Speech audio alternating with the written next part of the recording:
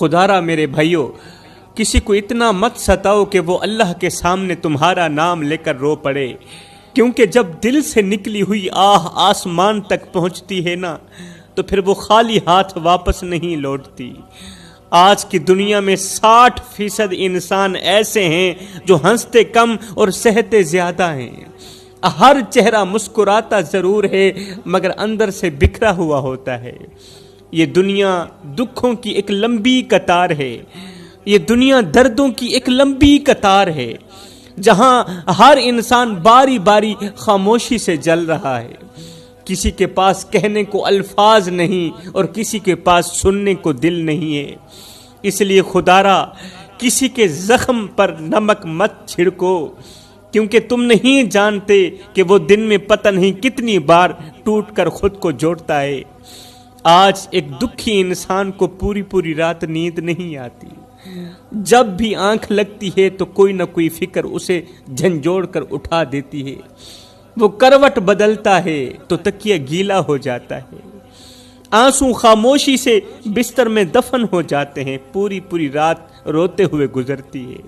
دنیا میں کتنے بندے ہیں جن کا جینا بندوں نے حرام کر دیا، کوئی لفظوں سے مارا گیا، کوئی رویوں سے ٹوٹا گیا، کسی سے حق چھینا گیا تو کسی کی عزت نوچی گئی، کوئی طاقت کے نیچے دبایا گیا تو کوئی تماشے کا موضوع بنایا گیا۔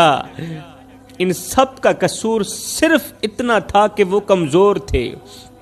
جو طاقت کے نیچے دبائے گئے تھے نا، جن کی عزت نوچی گئی تھی نا، جن کا حق چھینا گیا تھا نا، ان سب کا قصور صرف اتنا تھا کہ وہ غریب تھے، ان سب کا قصور صرف اتنا تھا کہ وہ کمزور تھے۔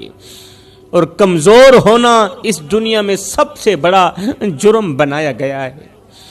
کچھ دل ایسے ہیں جو بار بار ٹوٹنے کے بعد بھی شور نہیں کرتے۔ دلوں میں سے کچھ دل ایسے ہوتے ہیں جو بار بار ٹوٹنے کے بعد بھی شور نہیں کرتے، کیونکہ انہوں نے سیکھ لیا ہوتا ہے کہ خاموشی ہی ان کی آخری عزت ہے۔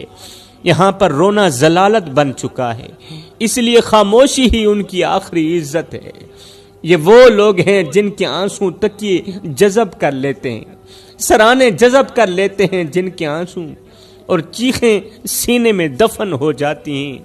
انہیں کسی نے مارا نہیں مگر سب نے تھوڑا کر کے ختم ہی کر دیا ہے۔ انہیں کبھی حق چھین کر ان کو ختم کیا گیا، کبھی عزت روند کر ان کو ختم کیا گیا، اور سب سے دردناک بات یہ ہے کہ یہ سب کچھ انسانوں نے انسانوں کے ساتھ کیا۔ یاد رکھنا میرے بھائیوں، اللہ کے ہاں نہ شور سنا جاتا ہے نہ شان دیکھی جاتی ہے، بلکہ وہ آنسو سنے جاتے ہیں جو اندھیرے میں گرتے ہیں، کسی کو خبر ہی نہیں ہوتی۔ آج کتنے باپ ہیں جو راتوں کی تنہائیوں میں اٹھ کے روتے ہیں۔